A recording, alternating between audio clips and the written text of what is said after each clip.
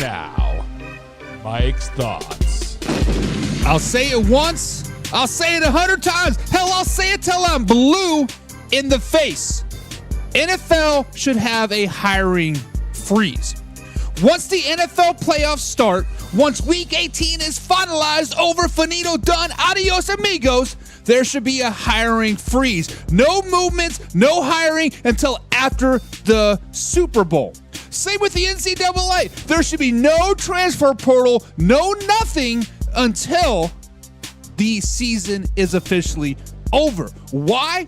Because you have defensive coordinators, you have offensive coordinators, special teams coaches, et cetera, all looking to make that head coaching job, make that jump, and then teams are out there interviewing these people. They're not putting their full effort into said week. So when you look at the San Francisco 49ers, Robert Saleh has been hired as Tennessee Titans coach. They lost 41-6 to the Seattle Seahawks. Are you telling me that Robert Saleh put all of his effort, all of his eggs into that basket coaching the San Francisco 49ers? You are absolutely out of your mind if you think that. Guys, there should be a hiring freeze from Week 18 until after the Super Bowl. Let teams focus on winning the game ahead. Let coordinators focus on putting the best product on the field. Let people in general take a deep breath, relax, okay. Because if you think about this, if there was a hiring freeze, would John Harbaugh have taken the New York Giants job? If there was a hiring freeze, would Robert Saleh have taken the Tennessee Titans job? If there was a hiring freeze, would the Buffalo Bills have fired Sean McDermott? All those questions have got to be answered. I'm going to say it again. I'm going to say it till I'm blue in the face. There should be a hiring freeze in the NFL. Cue that intro. Are you ready for the best damn NFL show on the planet? Man Hour Nation, rise up. Yeah, hey, let's go. Hitting that gridiron, we going hard, we running the plays. You know the vibe, only the strong survive. Gotta keep your head in the game. Talking NFL, uncut, straight raw. Steady bringing that sauce. We about to take off, get it hype. This man, our sport talk. Yeah, from the quarterback to the lineman, everybody bringing heat. You don't really wanna try them. Hey, who gon' win? It's a battle of the giants. This show is the flyest. Nobody can deny it. This is Man Hour. Sport Talk. Man Hour. Sport Talk. What team you reppin'? We keep it interesting. Who caught another down? Who got that interception? This is Man Hour. Sport Talk. Check. Man Hour. Sport Talk. What team you reppin'? We keep it interesting. Who caught another down? Who got that interception? Let's go. What is up, Man Hour Nation? Guys, welcome to Man Hour NFL Talk. This is Michael Bucks, guys, your go-to spot for live, raw, uncut NFL Talk. Guys, I'm so glad you're rolling with us today. Before we get to today's action, guys, head over to manhourradio.com. There you find all the exclusive merchandise, the freshest of the freshest blog, and everything that's happening with the Man Hour show. So, guys, if you're rocking the Man Hour, guys, that is the spot to do it. Make sure you hit the like button, hit the share button, of course, subscribe as well, so you never miss a live and after show. That's the easiest way to stay plugged into us. But if you want the full Man Hour experience, guys, become a Pigskin Pundit. Guys, there's our members-only community. We get free entry at the weekly NFL Pick'ems, giveaways, exclusive merchandise, and, of course, only the bonus live stream that Pigskin Pundits get. So if you want that next level access, guys, join the squad today. Now, remember, this is a live interactive show, so drop your thoughts, your opinions, and your hot takes in the comments down below, because I want to hear from you. I want to hear from you. Mickey Mouse Moon Rocky says, this is why you can't tell the boss the truth. McDermott's absence will show everyone in Buffalo who the real problem was. Mickey Mouse Moonrock. Is it Moon? Yeah, Moonrock. I am not, what's the word I'm looking for? I don't disagree with you.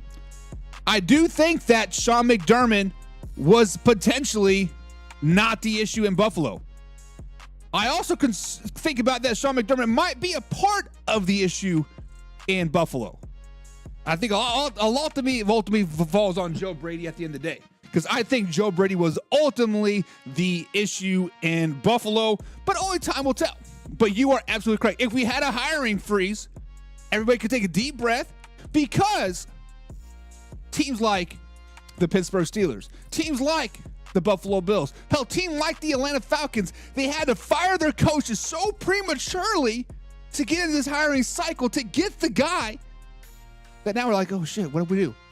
Because if you think about this, because we're going to talk about John Harbaugh going to the New York Football Giants here in just a brief moment, but would John Harbaugh have said yes to the New York Giants if there was a hiring freeze? Hear me out. There's a hiring freeze, and then the Buffalo Bills job comes open, and then the Miami Dolphins jobs comes open, and then let's say the Green Bay Packers job ultimately comes over. Yes, I know Matt LaFleur just signed a nice, lucrative extension, but let's say that job came open.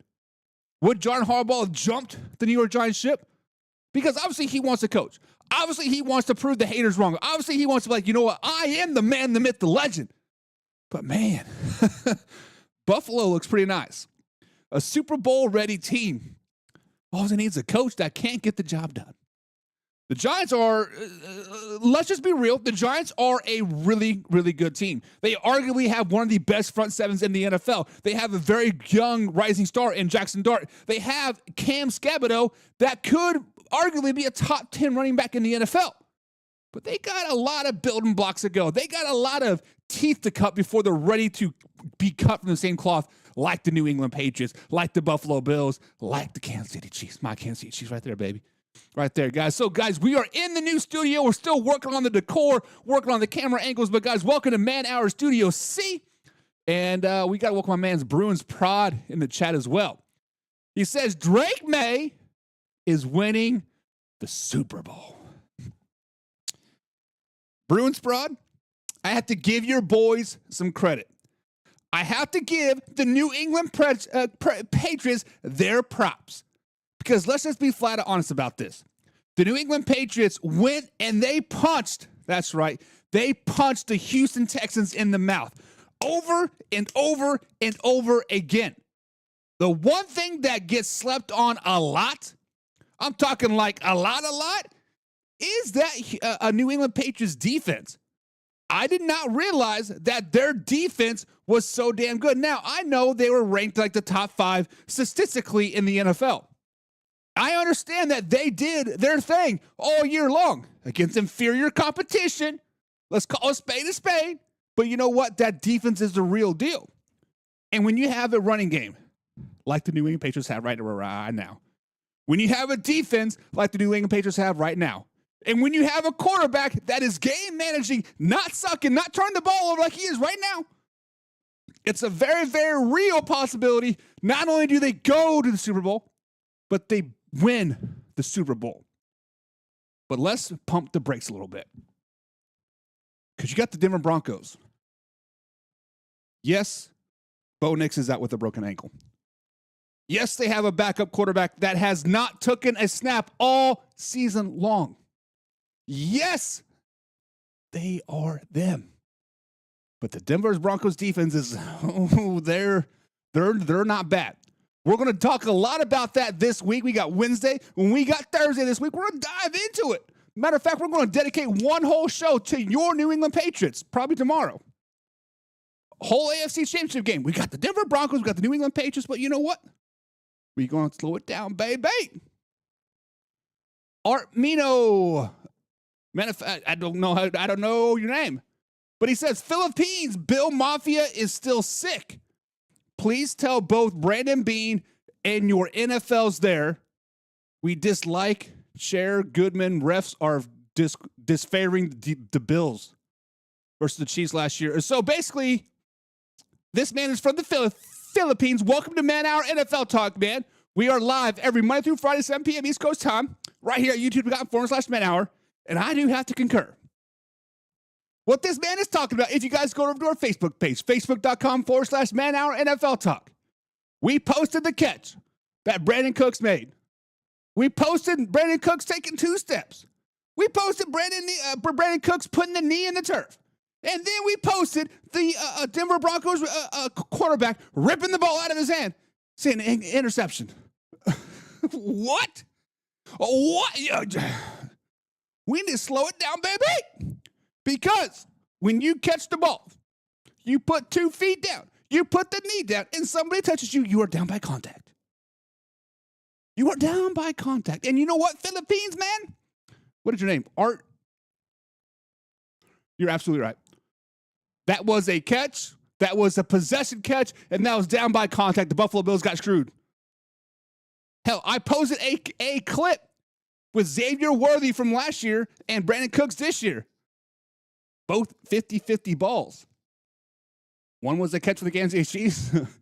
One was an interception by the Denver Broncos. Now, the question that we have circulating around the NFL landscape, the question that we have in the Man Hour Nation sphere, the question that I have rattled in the back of my head is this. We know every offseason the rules get changed for the Buffalo Bills. We know every NFL offseason Bills Mafia cries just enough to get changed the overtime rules, to get changed the replay rules, to get play this rule, this rule, this rule. Are they going to cry large enough now, saying that any close calls to catch? Now, I am playing both sides of the fence because I am a Chiefs fan. I am Chiefs Nation, Chiefs Kingdom to heart and soul. But I also know ball. I also see ball. I also see that the Buffalo Bills may have potentially got screwed the last 2 years. Worthy catch, 100% got screwed. That was a BS call. I'm here to say that was a bullshit call. This year, that is tough. Mickey Moonrock says totally rando, but Eric Bieniemy back in KC to chop wood to call out fools. Mickey Moonrock, you're absolutely right. Because Eric Bieniemy, which was the offensive coordinator, the coach in waiting, whatever you want to call him, right? Which all those things, that was him. Him and Andy Reid were a perfect good cop, bad cop, right? Eric Bieniemy was the bad cop, holding people accountable, holding people to the standard, making people become the standard. Patrick Mahomes elevated his game. Travis Kelce elevated his game. Isaiah Pacheco elevated his his game. Hollywood Brown elevated his game. All those people elevated their game when Eric Bieniemy was there. Once Eric Bieniemy went to greener pastures and Washington Commanders, got fired, went to was it UCLA? UCLA or USC? I can't remember. And now, Kansas City Chiefs have kind of fallen off, right? The standard has been allowed to slip. The what's the word I'm looking for? The hard-nosed football, the holding people to standard, holding people to their morals, making people elevate their game has been kind of like, you know what? It is what it is. Andy Reid is great at playing the good cop. Now, he can play the bad cop if he needs to, which he did with Travis Kelce 2 years ago. Chest bumping on the sideline. But yes, Matt Nagy and Andy Reid just weren't a good mesh, right? I feel like they had good chemistry. Obviously, they wouldn't have gone to the Super Bowl. Obviously, they wouldn't have gone to the Super Bowl the year before that. Obviously, Andy Reid wouldn't have brought Matt Nagy back in after being fired as Chicago Bears head coach. Obviously, there's that camaraderie. There's that chemistry. But just for something wasn't clicking. I don't know if it was because Matt Nagy wanted out, because he wanted to become that man again, or if we're just like, you know what? Sometimes things run their course. Sometimes it is simply time to just move on. And I think Eric Bieniemy, if he does get hired as Kansas City Chiefs offensive coordinator, if that has happened and I haven't heard about it, guys, let me know. But I think that is a great move by Andy Reid. My man, John Peoples, pigskin pun. Pigskin pun. Get you some. John Peoples says, what up, man? Our nation. What's up, John? What is up, baby? What's going on? For some reason, I'm a little out of breath today. I think my asthma is getting to me. But guys, it is time to get into today's topics and to dive into today's show. If you guys are new here, be sure to hit the subscribe button, hit the like button. Of course, share with a couple friends as well. But let's start off there right at the top. And obviously, the biggest firing of the entire weekend was Sean McDermott. Bills Mafia. This one hits different. 9 years, 5 straight division titles, a franchise quarterback, and still it ends like this. The Buffalo Bills have officially fired Sean McDermott. Let that sink in for a second. This is not a bad coach getting bounced. This is one of the winningest coaches of the last decade, gone because winning was not enough. And this tells you everything that you need to know where the Buffalo Bills think they are at right now. Sean McDermott finished his run in Buffalo with a 98-50 record. 8 playoff wins, 2 AFC Championship appearances, 7 straight seasons with at least 10 wins. This is elite territory. Matter of fact, that is elite territory. And here's the number that matters the most to the ownership. 0 Super Bowl appearances. 4 divisional round exits in the last 5 seasons. Another heartbreaking playoff loss. This time, 33-30 in overtime to the Denver Broncos. Another year where the Buffalo was right there and still came up short. And eventually, right there, it stops being good enough. This firing is not about failure. This firing is about ceilings. And the Buffalo Bills have won 91 games since 2019, including the playoffs. This is the most wins in a 7-year span in NFL history without a Super Bowl appearance. Let that stat breathe a little bit. Think about that. Every other team in that neighborhood has eventually broken through. The Patriots did it. The Chiefs did it. The Colts did it. Hell, even the Cowboys did it back in the day. The Buffalo Bills did not. And that is the scary part about this. They kept losing the exact same way. Postseason overtimes, defensive breakdowns on the road, big moments where execution slipped. Sean McDermott went 0-3 in playoffs in the overtime. On the road in playoff, matter of fact, the Buffalo Bills were 1-7 under Sean McDermott, giving up nearly 29 points per game. That's not random. That is a pattern. And then Josh Allen. Oh, man, this man finally enters in a new era. This move also drops a massive weight directly onto Josh Allen. For the first time in his NFL career, he will have a new head coach. Allen is heading into year 9. He turned 30 back in May. He has more playoff starts and wins than any other quarterback in Super Bowl history without a Super Bowl appearance. That is a brutal stat. This past season was quietly one of his toughest. Lowest passing touchdowns since 2019, sacked at a career high 40 times, and still carried the team with his legs, but you could feel the strain. Buffalo's entire priority now is simple. Win now with Josh Allen.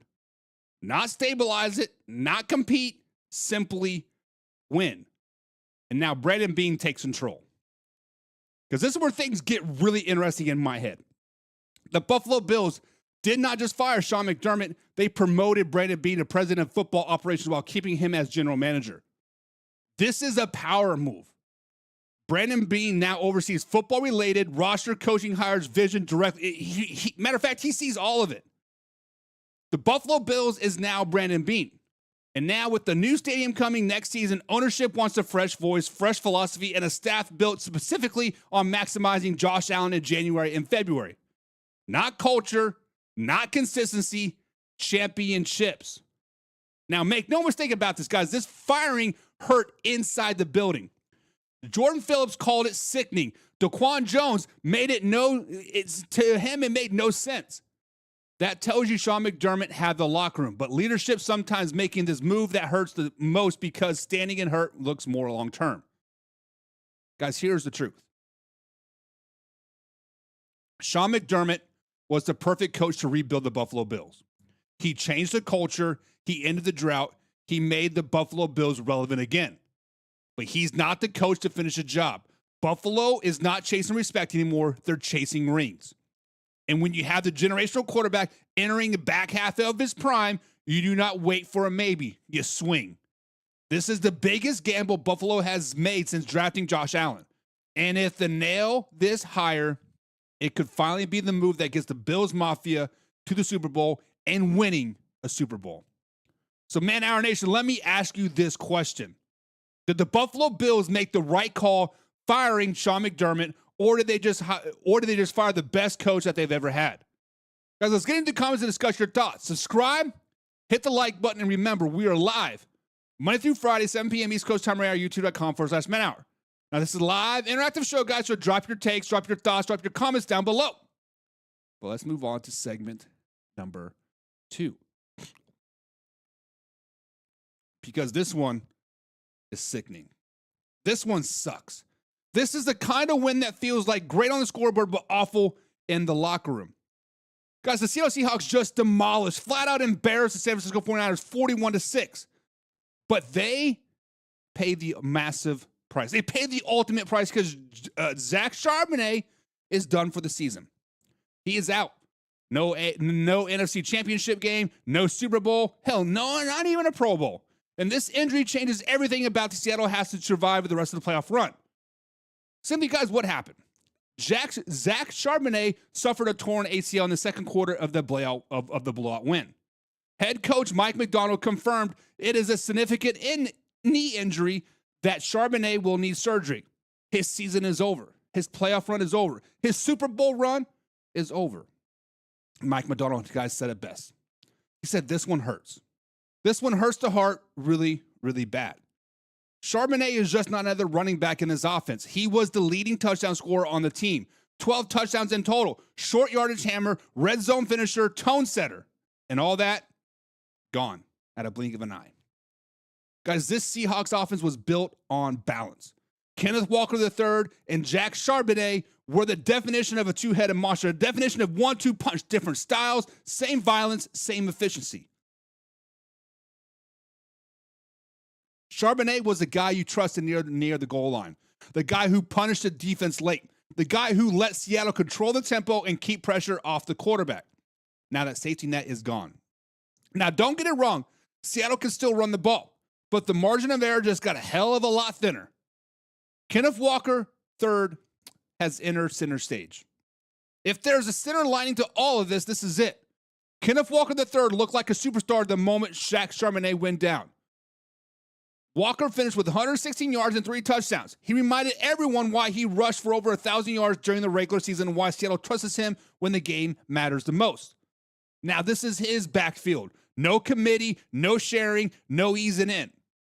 Walker will have to be the engine, the closer, and the heartbeat of the offense for the rest of the playoffs. And that is a massive responsibility. Behind Walker, things get uncomfortable very, very fast. Now, you have Cam Akers, you have Joan Juger, and you got George, who is eligible to return from injured reserve this week. This is not exactly a playoff-tested group. Seattle does not need those guys to be stars. They need them to be functional. Missed assignments, blown pass protections, or turnovers in the NFC Championship game will end the season in a hurry. Now, there is some good news. Quarterback Sam Darnold is expected to be okay after managing his oblique injury. Left tackle Charles Cross is still day-to-day. Seattle is banged up, but not broken.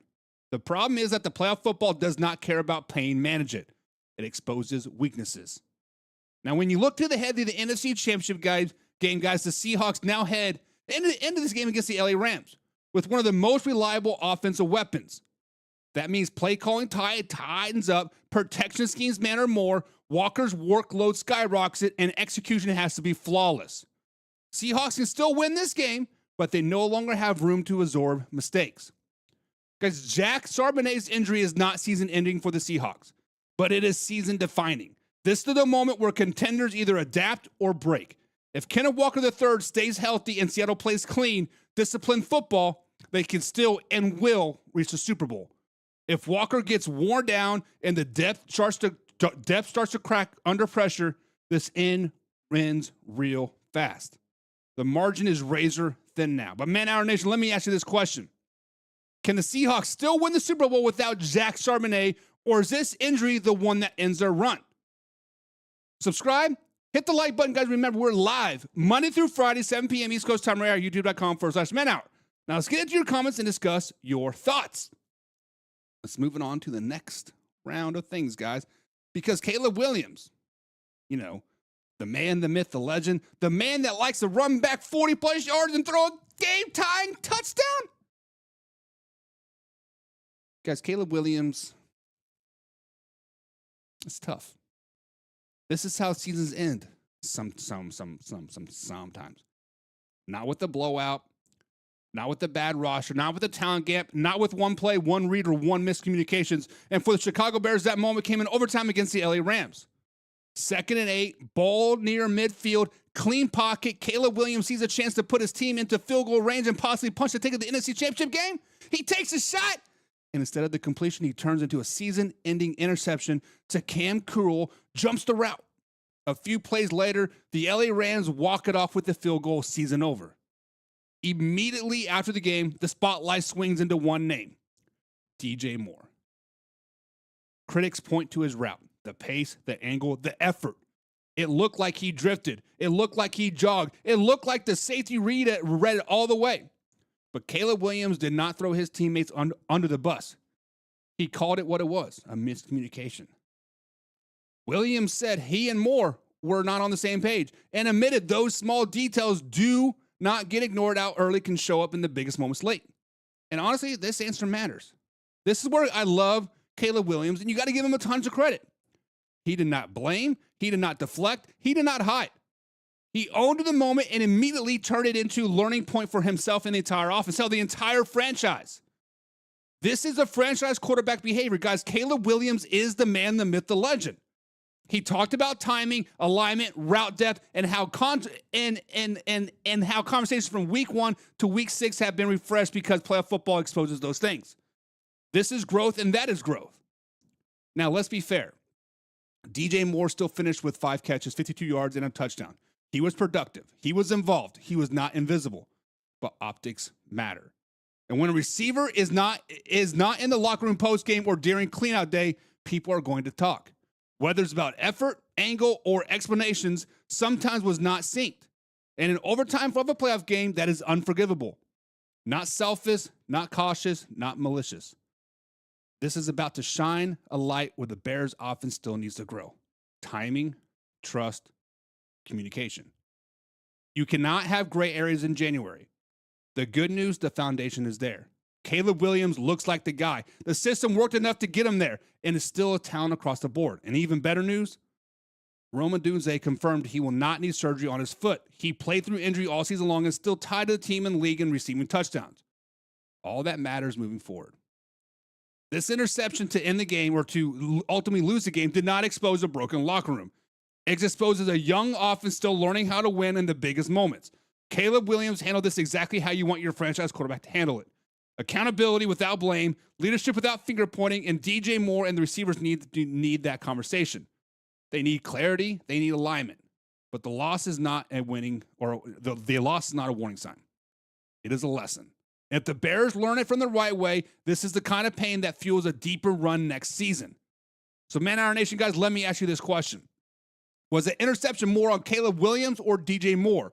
Or was it simply a young offense learning to find their way?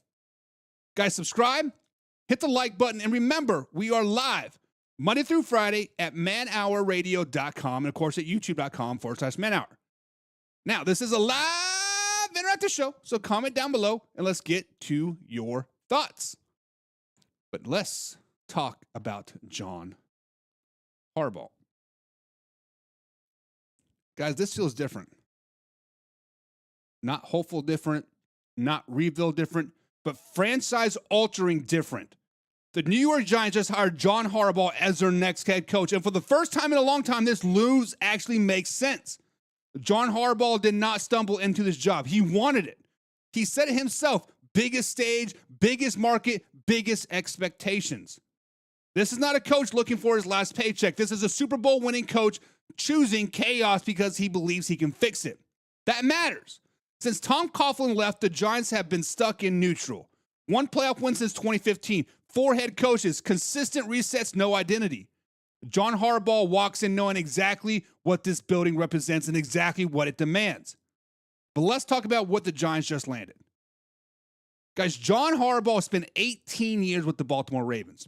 12 playoff appearances, a Super Bowl title, 180 regular season wins, which puts him in top 15 of all time. Among active coaches, only Andy Reid and Sean Payton have more wins. This is not potential. This is simply proof. And here's the key detail. John Harbaugh is the first Giants head coach hire who has already won a Super Bowl. That is not symbolism. That is intent. John Harbaugh made an interesting comparison during his introduction. Andy Reid leaving Philadelphia. Andy Reid landing in Kansas City. Andy Reid getting a second act to turn into a dynasty. John Harbaugh coached under Andy Reid. He understands that arc. And when Reid told him change can be good, that was not an empty advice. That was a blueprint. The Giants are betting John Harbaugh can do in New York what Andy Reid did in Kansas City. But it all starts with the quarterback. The job became attractive because of one name and one name only, Jackson Dart. The rookie quarterback was a lone bright spot in this brutal season. 24 total touchdowns, poise, mobility, leadership, and flashes. Harbaugh immediately zeroed in on him. He talked about building the team around his quarterback, about loving how Dart plays, about loving who he is.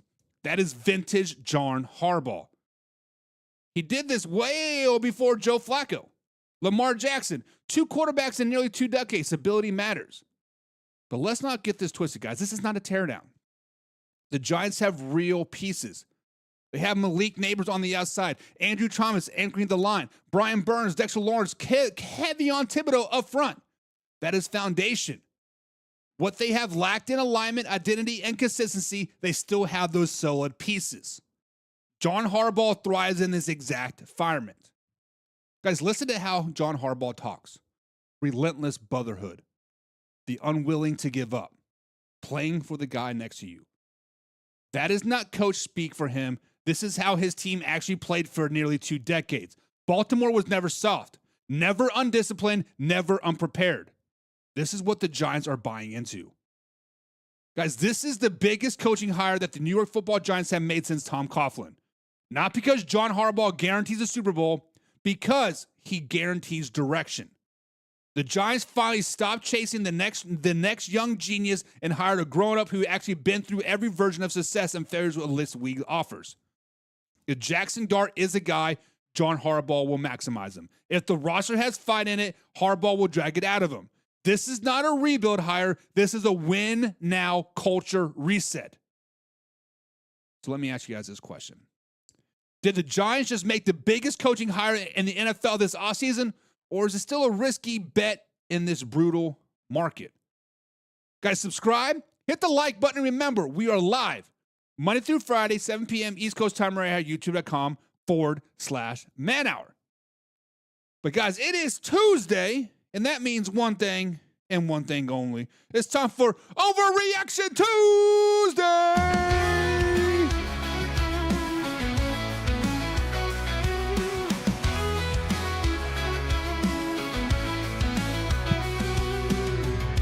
Tuesday morning, the coffee's hot. Hot takes flying like a last-minute shot. They say he's washed, they say he's gold. Every week's a legend or a story untold. He's the GOAT, no, he's a fraud. A single play, they applaud or applaud. Overreaction Tuesday. Big swings, small plays. One snap changes fate. Overreaction Tuesday. The crowd or the gate, no middle, just debate. All right, Man Out Nation, it's time for Overreaction Tuesday. For those who have not seen this segment before, let me break it down for you guys. Here's the deal. I'm going to throw out a hot take, a bold statement, a intense reaction to something going on in the NFL world. And it's up to us to decide whether it's an overreaction or actually spot on. Now, if you guys think it's an overreaction, we need to call it out. We need to slow it down, baby! That's a little bit too much. We need to dial it back here, Buck. Seeing things with a little bit more perspective. But if you think if you guys think it's actually legit, you think I'm spot on, you're going to roll with it, you're going to read it, and say, you know what? Buck, you're onto something that's not overreaction. That's reality, and here's why. So, guys, we're going to throw out some big takes, and we'll have to see we're jumping off the gun or the hype is real. So let's get ready to dive in and see what we're overreacting to on this Overreaction Tuesday. The crowd or the gate, no middle, just debate.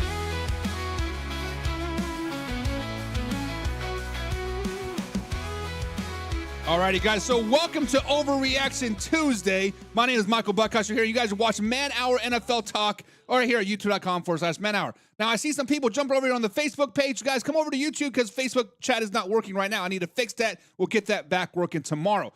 But, guys, the first Overreaction Tuesday is Lamar Jackson. Boy, oh boy, do we need to talk about the man, the myth, the legend, Lamar Jackson. So, guys, let me ask you this question. Is it an overreaction to say that Lamar Jackson will end up in a Las Vegas Raiders uniform in 2026? Chat, I want you in this chat immediately. Drop your thing. Is Lamar Jackson eventually going to be a Raider? Yes or no? Drop it in the comments right here, right now. But let's walk our way through this rumor exists and why it sounds louder than it should. Guys, this Lamar Jackson to Vegas idea keeps popping up for one reason and one reason only. It feels like a Raiders move. Mark Davis loves splashes. He loves stars. He loves attention. And trading for a two-time MVP quarterback would instantly fix the Raiders' biggest problem. Multiple people around the league have circled Lamar Jackson to Vegas as their bold prediction. Not because it's logical, because it's dramatic. And Vegas lives on drama. Now, let's be perfectly clear. Ravens owner has been very, very public. He wants Lamar extended. He wants it done by March. That matters, but here's the real tension. Concerns about availability, frustration with past coaching staffs, and a sense that Lamar is the organization haven't been on the same page for a while. This is a non-toxic relationship, but it's not a perfect one either. And when there's even a crack, a rumor machine goes crazy. Guys, if we're talking about pure fantasy football logic, sure. Lamar in Vegas would instantly solve a quarterback problem. It would sell jerseys. It would put the Raiders back in prime time conversation.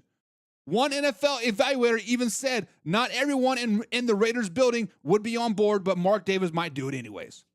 That's the part that scares Raiders fans more than excites them. Because big moves are not always smart moves. But here's the truth that cuts through all the noise.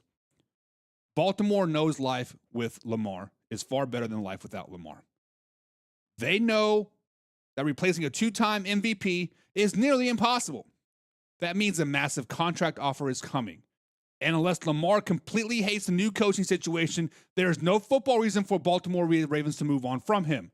Trading Lamar would be organizational malpractice unless the relationship is beyond repair. And right now, it's not. It feels, to me, less than a real destination and more like a rumor born to impatient of offseason boredom. So yes, guys, this is an overreaction. Lamar Jackson ending up in Vegas sounds exciting. It sounds bold, and it sounds very much like the Las Vegas Raiders. But the reality is Baltimore will pay him. Baltimore will prioritize him, and Baltimore is still the best chance to win. Until there's real smoke beyond speculation, this is just noise. Fun noise, but still noise. But Man Our Nation, do you think Lamar Jackson finishes his career in Baltimore, or do you believe a blockbuster trade is coming eventually? Drop your thoughts in the comments down below, guys. I want to hear where you stand. Subscribe, hit the like button, and remember, we are live Monday through Friday at 7 p.m. East Coast time right here at youtube.com/manout. Now let's move on to the next one, because this one's going to have Bills Mafia in a tussle. Is it an overreaction, guys, to say that A.J. Brown will be in the Buffalo Bills uniform in 2026? Chat, I want to hear from you. Do you think A.J. Brown ends up in Buffalo? Yes or no? Simple question. Guys, let's start with the obvious. A.J. Brown does not look happy in Philadelphia. His body language has been rough. The sideline frustration has been visible. The chemistry with the offense direction feels strained. This isn't coming out of nowhere. Some league executives have felt since October that the breakup was coming. And when teams start whispering that early, it's usually not nothing. Now, if there's one thing we know about the Philadelphia Eagles, it's this. They are ruthless with the cap. They have never been scared to move a star early rather than later. And in this case, the math actually supports this. If the Eagles designate A.J. Brown as a post-June 1st trade, they can save $7 million in cap space. That's real flexibility. And the Eagles have already had plan B. Build around Devontae Smith. Add a high draft pick. Reset the passing game. From a front office standpoint, this is not crazy. And then let's talk about the Buffalo Bills. The Buffalo Bills have to upgrade at wide receiver. Their best receiver right now is Shakir. Nice player, but not a true number one.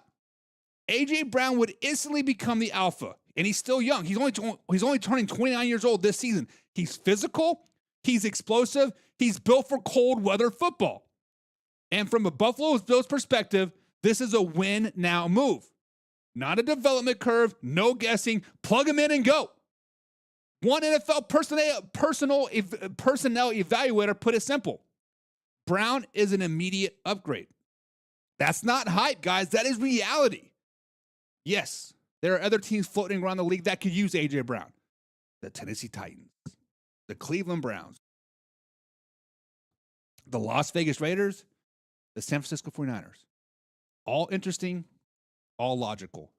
But Buffalo Bills check most of the boxes. Quarterback stability, Super Bowl urgency, clear receiver need, and a front office that knows it cannot waste his window.